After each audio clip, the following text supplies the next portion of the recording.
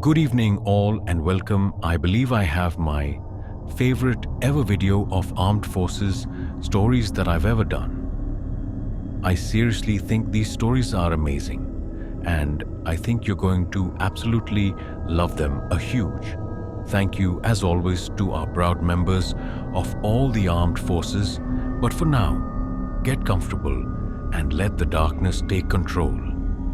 This isn't my story, but that of my old section sergeant called Story 1. Benny now.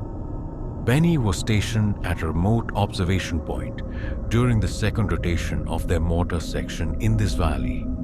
A brutal but necessary cycle to give the team some rest. Each observation point had a single mortar attached to their mission support with firepower and security in this rugged, unforgiving terrain in Afghanistan. For context, it was 2018. The setup was standard for the area. Benny manned the M240B machine gun at the blocking position near their mud hut. Directly to the left lay the valley's mouth. Their primary approach to watch to the right, just mountains stretching into the hazy borderlands of Pakistan, where Benny may or may not have sent a few high explosive rounds during a prior mission. The two 440s. Field of Fire overlooked a steep hill, their makeshift training grounds used to stave off the inevitable weight gain from eating 4 meals, ready to eat per day. 2 kilometers to the right of this hill was another observation point, the only other coalition post in the valley. This story kicks off with chaos gale force winds sweeping through, obliterating everything in their path. Benny, a Florida native, swore it felt like a hurricane came ripping through their mud huts and makeshift infrastructure. When the storm finally passed, an eerie fog crept into the valley like a ghostly tide. Benny even had captured it on video. A thick, methodical blanket swallowing the landscape at sunset, the fog became impenetrable. Visibility was so poor, Benny couldn't see beyond the barrel of his .240, even their fails reliable for spotting. Heat signatures couldn't cut through it. They were effectively blind and relying solely on sound to identify threats. A risky situation since friendly units were scattered across the valley. The fog wasn't just an inconvenience. It lingered for 3 days, during which their intercepted communications chattered, picked up unencrypted ISIS radio traffic. The interpreter relayed the ominous message, "They can't see a thing. We're going to hit them through the fog tonight." The attention grew every night. Benny and the team heard phantom noises in the dense fog. Was it ISIS animals or their own imagination? Regardless, nothing materialized yet. With no way to pinpoint enemy movement, fire missions were suspended and the mortar section pulled guard duty. Around the clock the night of the incident, the Afghan commandos, manning another position in the valley, broke the silence frantically, calling for help. On the radio they were screaming into the net, "We need everything you have now." The Green Beret, who collocated with Benny, the fire direction center, bolted onto the roof of their huts shouting, "Fire mission Benny," and the mortars scrambled into action.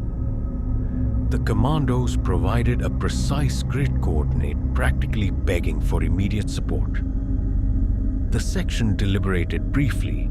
If ISIS was making their move, they wouldn't hold back. Benny's team decided to start with 20 white phosphorus rounds meant to suppress and disorient the enemy. The gunner on duty was one of the most skilled in the section, working with precision. The rounds rained down exactly where they needed to. But the response on the radio was alarming again. Again, same spot, more convinced this was a massive enemy force. They doubled down, sending 40 more rounds, engulfing the hillside in flames from their position even through the fog. They could see the eerie glow of the impacts in the distance. The entire hillside looked ablaze. When the dust settled, the radio cracked. With celebration, the Afghan National Police units fired their AKs in jubilation. The section fist bumped proud of their coordinated efforts, but that the AMM commander got on the radio delivering unexpected praise. "Thank you, you did it. You got her." The Terp hesitated before translating. "The rest they're saying, you got the witch." The section exchanged baffled glances which say again, "What was that?" The Terp explained. For decades, the locals believed a witch lived on the mountain. She controlled the weather, summoning the winds and fogs to torment the valley. The AM commander was thanking them for finally destroying her. The next morning, the fog was gone. The valley remained clear for the rest of their deployment. Benny now jokingly dubbed the witch hunter petitioned for official recognition for his service in vanquishing this supernatural threat. Unfortunately, he ended his term of service before the paperwork could go through, while the story is still retold in hushed tones amongst the mortar section. Benny's fire mission remains one of the most bizarre moments of their deployment. A perfect blend of tactical precision, cultural mythology, and the unexpected realities of Story 2. War. I enlisted in the army in '83, and now I'm retired. But in the nearly 30 years I was active, I've layered several things. For example, if you think there are no secret installations in Mexico, you are mistaken. I can't reveal exact locations, but I can tell you that criminal organizations are not the only ones using the forested areas of Waka for certain operations away from the public eye. Don't think these are highly complex, secret installations where large projects are carried out. These bases, which are also in Morelos, Mexico City, Hidalgo, GAA, Jalisco, and Macan, mainly serve as headquarters for intelligence personnel. Sometimes the Secret Service has sheltered high-ranking officials there. When real danger arises, one peculiar thing about being on perimeter guard duty at these bases is there are often certain encounters with beings. Most of the time, these encounters are unimportant, but there was one particular base where the encounters were more significant and even dangerous. At times, the base is near the point where 3 states meet, Puahuaca and Veracruz. Back then, everything related to that base was coordinated by an operations lieutenant. I still remember the first time I went to the site. It's not easy to access, I guarantee you that, and all the equipment and weapons we carried made it even more complicated, and we took many unnecessary turns. I had no idea where we were going, or why. On that occasion, a comrade who had been to this site before told me to be very careful with things I told him, that wild animals don't scare me, and he looked at me very seriously and clarified that it wasn't the animals I had to be careful of. I didn't have a strange encounter at the time. In the following month, all the commanders and the barracks gave me a hard time, as if they wanted me to quit.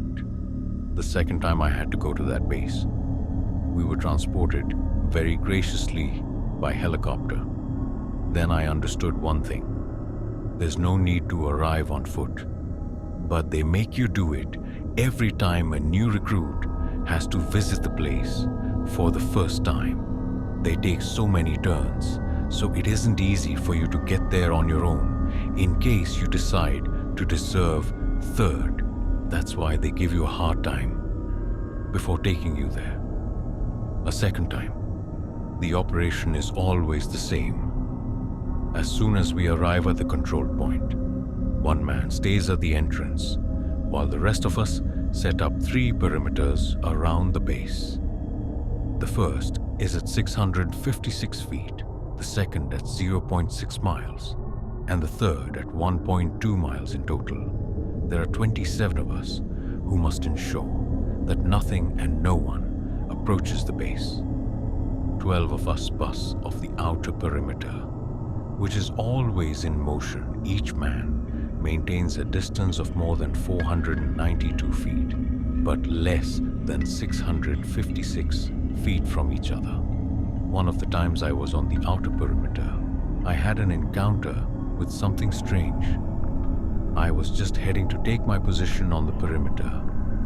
I passed by a fallen log when I noticed some fairly large stones.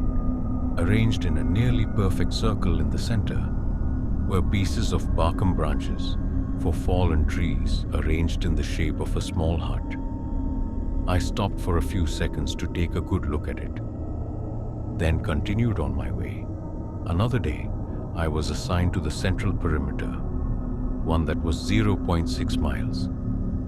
I was calmly walking through the area I had to cover, which is 538 square feet, when I noticed something hiding among the trees. I couldn't see it, but I could hear it. Footsteps after taking the safety off my weapon. I stood still to listen better and avoid any unpleasant surprises. After hearing a branch snap, I immediately aimed in a direction. There was a person, or at least something human, shaped hiding behind a trunk, watching me intently. I could see its face. It didn't seem very tall. And after a few seconds, it stopped peeking out. I approached slowly, ready to shoot, when I was a few feet away. A white bird flew out from behind the tree that left me puzzled back at base. I told my comrade about the experience. He said, "Those were things I needed to watch out for. They might not appear dangerous, but if you let your guard down, you could suffer a brutal attack and might not live to tell the tale." I asked him what they were. He didn't know, in fact, he said. No one knew. Those who had seen them called them people of the forest. I also told him about the strange hut I'd found the previous time he said those things lived in the huts. I immediately thought of witches and told him so, but he replied that it was something different of another nature. That year I had to go to the base about 9 times total.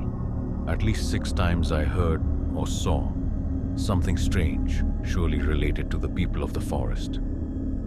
One curious thing is that no one talks about this, not even amongst ourselves.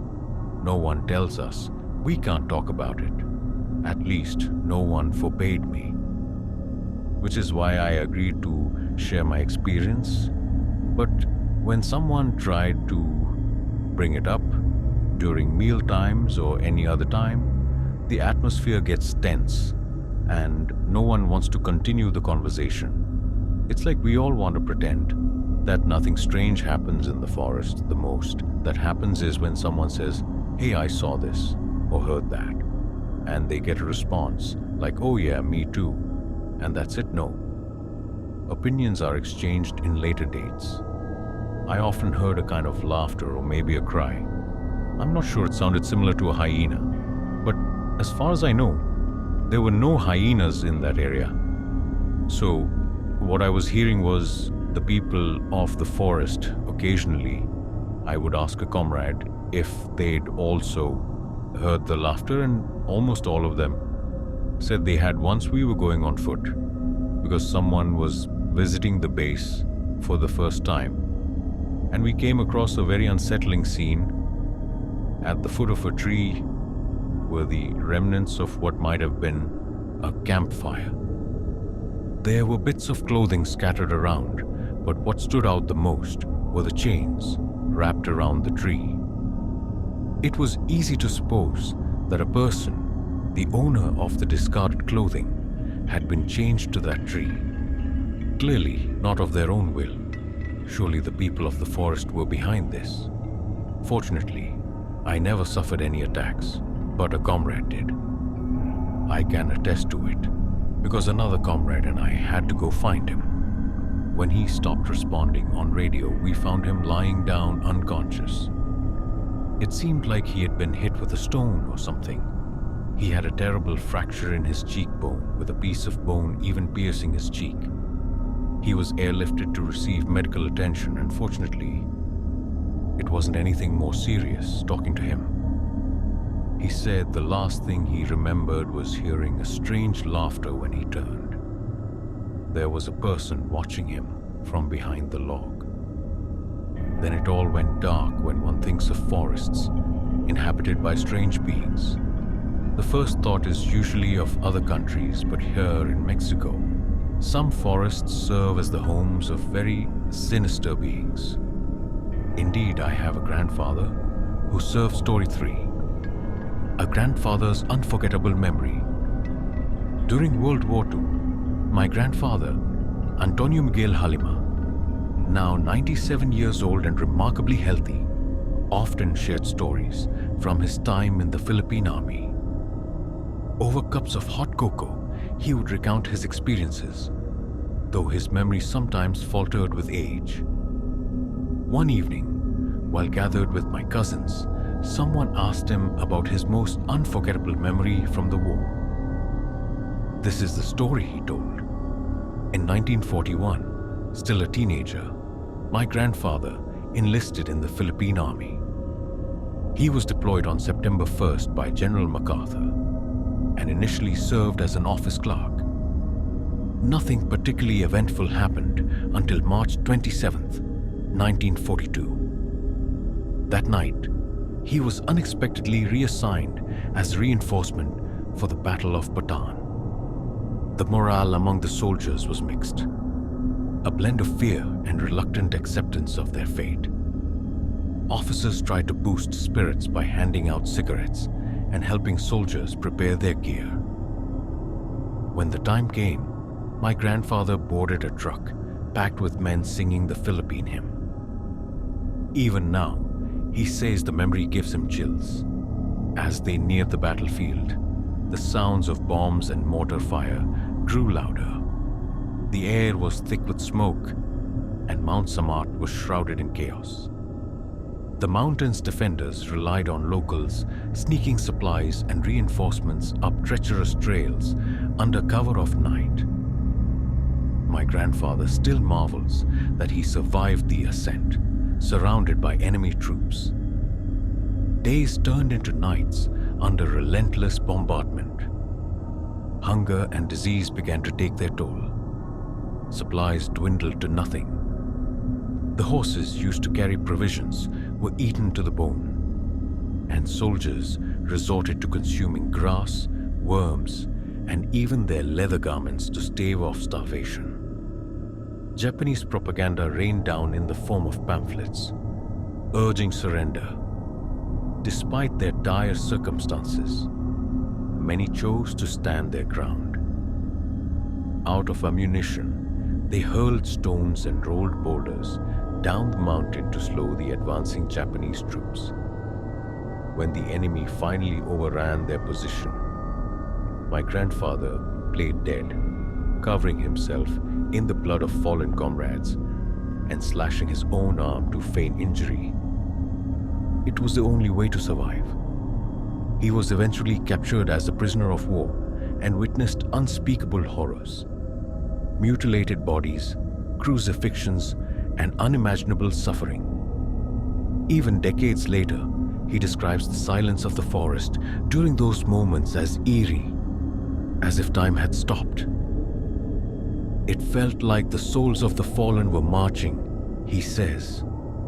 Despite the trauma, he survived and lived to tell the tale, a testament to the resilience of those who fought for freedom. Story 4. The Cry in the Darkness.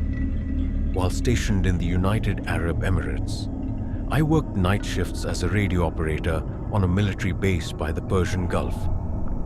The nights were usually calm, marked only by the sound of waves and the occasional hum of Emirati soldiers training nearby. But one night, something happened that I will never forget. During a smoke break, I decided to head to the restroom. On my way back, I passed an abandoned building and heard it. A faint, heart-wrenching cry.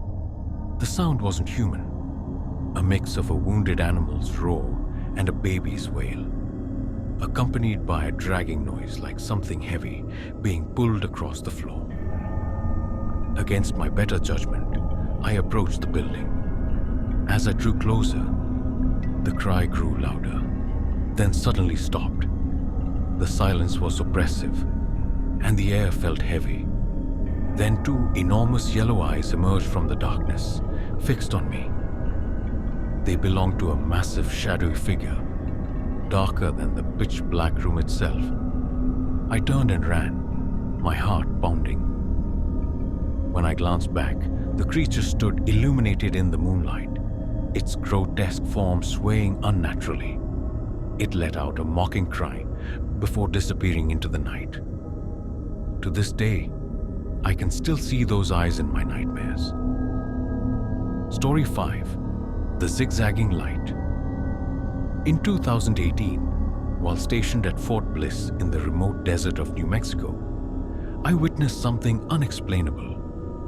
My buddy and I were pulling guard duty under a crystal clear sky when I noticed a strange light in the distance. At first, I thought it was a plane, but it moved far too quickly, making sharp 90-degree turns that defied the laws of physics. For 15 minutes, we watched this light zigzag across the sky. Then it suddenly shot across the horizon, leaving a faint streak of light. When helicopters unexpectedly landed nearby, the light vanished. To this day, I've never seen anything like it, and no explanation has ever made sense. Story 6.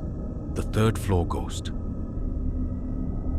While stationed at Fort Huachuca, I worked night shifts at the barracks. One night, as I made my rounds, I saw something chilling.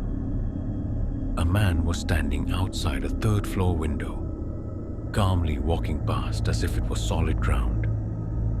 I bolted downstairs to check the area, but there was no sign of anyone. The window had no ledge, and the roof access was locked.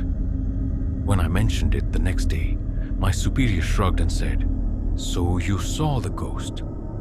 Apparently, the apparition was well known among the staff, though no one could explain its presence. Even now, the memory sends shivers down my spine. Story 7. Chills at Fort Leonard Wood. During my time at Fort Leonard Wood, there was one barracks that everyone swore was haunted. Some speculated it might be a ghost, but most of us believed it was something darker, possibly a demon. Strange things happened there, especially during the night. You'd hear blood-curdling screams coming from the bathrooms, but when you checked, the stalls would be empty, the showers silent. Other times, crying echoed from unoccupied bunks. It was the kind of eerie experience that made your skin crawl, even if you didn't believe in the paranormal. One night, a guy in our company, who used to work for a ghost hunting group before joining the army, decided to take it a step further. He rigged up a makeshift Ouija board from whatever materials he could scrounge and suggested we try to contact whatever was causing the disturbances. At first, it was all fun and games. We asked random questions and nothing happened. But then he asked, "Are you a demon?" The makeshift board moved, spelling out an answer. He slammed it shut immediately, his face pale as a sheet. "Stop messing around," he warned. "Just go to bed and don't provoke it further." One of my buddies didn't listen. Curious, or maybe reckless, he convinced me to keep asking questions with him. We whispered into the darkness, asking whatever was there to make itself known. At first, nothing happened. But then things escalated. The crying grew louder, and the sounds in the bathroom became more aggressive. It felt like the air grew heavier, colder, almost suffocating. Whatever was in the barracks seemed furious that we'd crossed a line. Too scared to sleep, we ended up hanging out with the fire guard, trying to keep ourselves distracted. That's when our drill sergeant found us. "What the heck are you guys doing up?" he barked, his voice cutting through the eerie stillness.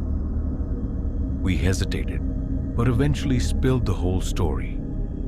About the Ouija board, the noises, and how we thought something sinister was messing with us. Instead of shutting us down or calling us crazy, he shook his head.